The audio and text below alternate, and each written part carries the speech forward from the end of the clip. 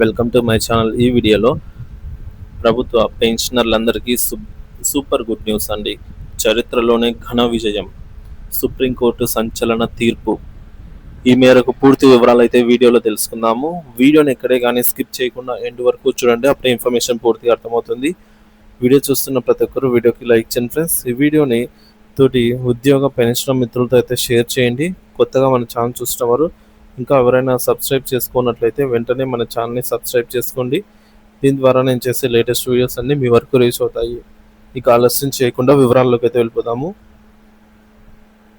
Friends, ఉద్యోగుల వేతనాలను తగ్గించడం కానీ లేదా వారికి గతంలో చెల్లించిన అదనపు మొత్తాలను తిరిగి వసూలు చేయడం కానీ ప్రభుత్వం చేసిందంటే అది చట్ట విరుద్ధమే. చట్టబద్ధంగా అది సాధ్యమైతే కాదు. ఈ మేరకు సుప్రీంకోర్టే స్పష్టం చేసిందనమాట. ఉద్యోగుల పే స్కేల్ తగ్గింపు పైన సుప్రీంకోర్టు, హైకోర్టు మరియు సుప్రీంకోర్టులో కీలక తీర్పు అయితే వెలువరించింది. Justice Sandeep Mehta, justice R మహదేవన్లతో కూడినటువంటి ధర్మాసనం, సుప్రీంకోర్టు ధర్మాసనం ఈ మేరకు కీలకమైన తీర్పు అయితే ఇచ్చింది. కేసు వివరాలు చూసుకున్నట్లయితే బీహార్కు చెందిన ఒక ఉద్యోగి 1966లో సప్లై ఇన్స్పెక్టర్గా నియమితులయ్యాడు. 1981లో అతను మార్కెటింగ్ ఆఫీసర్గా పదోన్నతి పొందాడు. 1991 నాటికి 25 ఏళ్ల సేవ పూర్తయినందున అతనికి సీనియర్ గ్రేడ్ హోదా లభించింది. దీంతో అతను marketing officer come district assistant supply ఆఫీసర్గా నియమితులయ్యారు.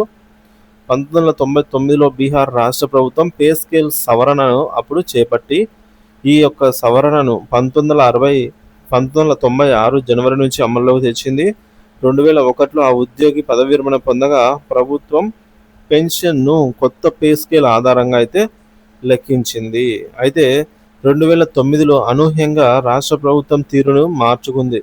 వేతన స్థిరీకరణలో పొరపాటు జరిగిందని గుర్తించినటువంటి ప్రభుత్వం అధికంగా చెల్లించినటువంటి మొత్తాన్ని కూడా రికవరీ చేయాలని నిర్ణయం తీసుకుంది.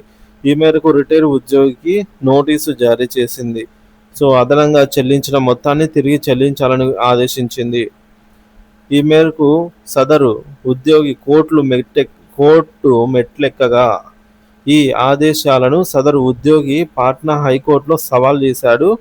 2012లో ఆగస్టులో హైకోర్టు ప్రభుత్వం వాదనకు మద్దతుగా ప్రకటించింది. ఆ ఉద్యోగి రికవరీకి వ్యతిరేకంగా తీర్పు అయితే వెలువరించింది. ఈ తీర్పును సవాల్ చేస్తూ ఉద్యోగి మరలా సుప్రీంకోర్టును అయితే ఆశ్రయించారు. సుప్రీంకోర్టు కీలక తీర్పు ఇవ్వడం జరిగింది. ఈ కేసును justice Sandeep Mehta, justice R మహదేవన్ల ధర్మాసనం పరిశీలించింది. రాష్ట్ర ప్రభుత్వం నిర్ణయం సరికాదు, వేతనాన్ని తగ్గించడము లేదా అదనపు మొత్తాన్ని తిరిగి వసూలు చేయడము అన్యాయమని సుప్రీంకోర్టు అయితే స్పష్టం చేసింది.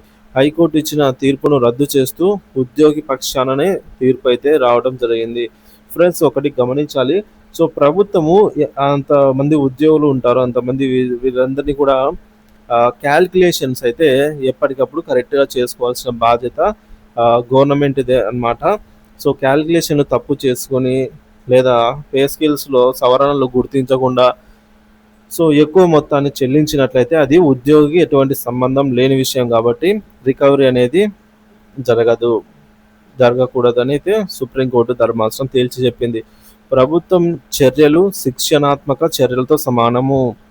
తదుపరి తన తీర్పులో ధర్మాసనం వెల్లడించింది, ఒకసారి నిర్దిష్ట పే స్కేల్లో వేతనం మంజూరు చేయబడితే దానిని తిరిగి తగ్గించలేరు ఎవరైనా కూడా అని స్పష్టం చేసింది. తప్పిదంగా అదనంగా చెల్లించిన మొత్తాన్ని ఉద్యోగుల వద్ద నుంచి వసూలు చేయడం అన్యాయమని తేల్చి చెప్పింది. ఇలాంటి చర్యలు ఉద్యోగిపై శిక్ష విధించినట్లే అవుతుందని, ఇది అనైతికమని అభిప్రాయపడింది. 15 ఏళ్ల పోరాటం, ఉద్యోగికి న్యాయం. ఈ తీర్పుతో సదరు ఉద్యోగి 15 ఏళ్ల న్యాయ పోరాటం అనంతరం సుప్రీంకోర్టులో న్యాయం పొందాడు. సో ఉద్యోగుల పే స్కేల్ను ప్రభుత్వం అనుచితంగా తగ్గించాలనే స్పష్టత అయితే ఈ తీర్పుతో వచ్చేసిందనమాట.